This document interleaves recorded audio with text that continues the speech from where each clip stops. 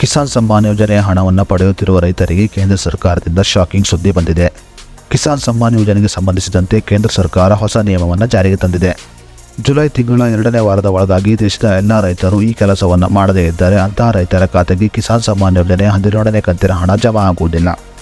ಹಾಗಾದರೆ ಯಾವ ರೈತರ ಖಾತೆಗೆ ಕಿಸಾನ್ ಸಮ್ಮಾನ್ ಯೋಜನೆಯ 12ನೇ ಕಂತಿನ ಹಣ ಜಮಾ ಆಗುವುದಿಲ್ಲ ಮತ್ತು ಜುಲೈ ತಿಂಗಳ ಒಳಗಾಗಿ ರೈತರು ಮಾಡಬೇಕಾದ ಕೆಲಸ ಏನು ಅನ್ನೋದರ ಬಗ್ಗೆ ಸಂಪೂರ್ಣ ಮಾಹಿತಿಯನ್ನು ಈ ವಿಡಿಯೋದಲ್ಲಿ ನಾವು ನಿಮಗೆ ತಿಳಿಸಿಕೊಡ್ತೀವಿ.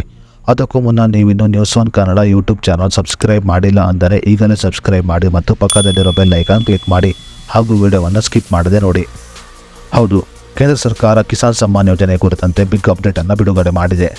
ಜುಲೈ ತಿಂಗಳ 2ನೇ ವಾರದಲ್ಲಿ ಕಿಸಾನ್ ಸಮ್ಮಾನ್ ಯೋಜನೆಯ 2,000 ರೂಪಾಯಿ ಹಣವನ್ನು ರೈತರ ಖಾತೆಗೆ ಜಮಾ ಮಾಡಲು ಕೇಂದ್ರ ಸರ್ಕಾರ ತೀರ್ಮಾನವನ್ನು ಮಾಡಿದೆ. ಸದ್ಯ ಕಿಸಾನ್ ಸಮ್ಮಾನ್ ಯೋಜನೆಯಲ್ಲಿ ಕೇಂದ್ರ ಸರ್ಕಾರ ಸಣ್ಣ ಬದಲಾವಣೆಯನ್ನು ಮಾಡಿದ್ದು ರೈತರಿಗೆ ಹೊಸ ಆದೇಶವನ್ನು ಹೊರಡಿಸಿದೆ. ಹೌದು, ಕೇಂದ್ರ ಸರ್ಕಾರ ಹೊರಡಿಸಿರುವ ಆದೇಶದ ಪ್ರಕಾರ ದೇಶದ ಸಾಕಷ್ಟು ರೈತರು ಇನ್ನೂ ಕೂಡ ಭೂ ಪರಿಶೀಲನೆ ಮಾಡಿಲ್ಲ. ಕಿಸಾನ್ ಸಮ್ಮಾನ್ ಯೋಜನೆಯ ಹಣವನ್ನು ಪಡೆದುಕೊಳ್ಳುತ್ತಿರುವ ರೈತರು ತಮ್ಮ ಭೂಮಿಯನ್ನು ಪರಿಶೀಲನೆ ಮಾಡಿಕೊಳ್ಳುವುದು ಕಡ್ಡಾಯವಾಗಿದೆ.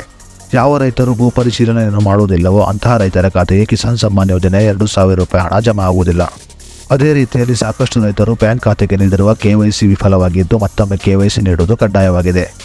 ರೈತರು ಜುಲೈ 2ನೇ ವಾರದ ಒಳಗಾಗಿ ಬ್ಯಾಂಕಿಗೆ ಹೋಗಿ KYC ಅಪ್ಡೇಟ್ ಮಾಡದಿದ್ದರೆ ಅಂತಹ ರೈತರ ಖಾತೆಗೆ ಜುಲೈ ತಿಂಗಳಿನಲ್ಲಿ ಕಿಸಾನ್ ಸಮ್ಮಾನ್ ಯೋಜನೆಯ 12ನೇ ಕಂತಿನ ಹಣ ಜಮಾ ಆಗುವುದಿಲ್ಲ. ಇನ್ನು ಸಾಕಷ್ಟು ರೈತರ ಬ್ಯಾಂಕ್ ಖಾತೆಯಲ್ಲಿ ಒಂದು ಹೆಸರಿದ್ದು ಆಧಾರ್ ಕಾರ್ಡಿನಲ್ಲಿ ಇನ್ನೊಂದು ಹೆಸರಿದೆ. ಕೆಲವು ರೈತರ ಆಧಾರ್ ಕಾರ್ಡಿನಲ್ಲಿರುವ ಹೆಸರು ಮತ್ತು ಬ್ಯಾಂಕ್ ಖಾತೆಯಲ್ಲಿರುವ ಹೆಸರು ಹೊಂದಾಣಿಕೆಯಾಗಿಲ್ಲ. ಇನ್ನು ಬ್ಯಾಂಕ್ ಖಾತೆಯಲ್ಲಿ ಒಂದು ಹೆಸರಿದ್ದು ಆಧಾರ್ ಕಾರ್ಡಿನಲ್ಲಿ ಇನ್ನೊಂದು ಹೆಸರಿರುವ ರೈತರ ಖಾತೆಗೆ ಕಿಸಾನ್ ಸಮ್ಮಾನ್ ಯೋಜನೆ ಹಣವನ್ನು ಹಾಕದೇ ಇರಲು ಕೇಂದ್ರ ಸರ್ಕಾರ ಆದೇಶವನ್ನು ಹೊರಡಿಸಿದೆ. ಜುಲೈ ತಿಂಗಳ 2ನೇ ವಾರದ ಒಳಗಾಗಿ ದೇಶದ ಎಲ್ಲ ರೈತರು ಈ ಕೆಲಸವನ್ನು ಮಾಡಿಕೊಳ್ಳುವುದು ಕಡ್ಡಾಯವಾಗಿದೆ. ಇನ್ನು ರೈತರು ತಮ್ಮ ಖಾತೆಯಲ್ಲಿನ ಈ ತಪ್ಪುಗಳನ್ನು ಸರಿಪಡಿಸಿಕೊಳ್ಳದೇ ಇದ್ದರೆ ಮುಂದಿನ ದಿನಗಳಲ್ಲಿ ಕಿಸಾನ್ ಸಮ್ಮಾನ್ ಯೋಜನೆಯ ಯಾವುದೇ ಕಂತಿನ ಹಣವನ್ನು ಪಡೆದುಕೊಳ್ಳಲು ಸಾಧ್ಯವಿಲ್ಲ. ಅದೇ ರೀತಿಯಲ್ಲಿ ಕೇಂದ್ರ ಸರ್ಕಾರ NDRF ಯೋಜನೆ ಅಡಿಯಲ್ಲಿ ಬರ ಪರಿಹಾರದ ಹಣವನ್ನು ಕೂಡ ಬಿಡುಗಡೆ ಮಾಡಿದೆ.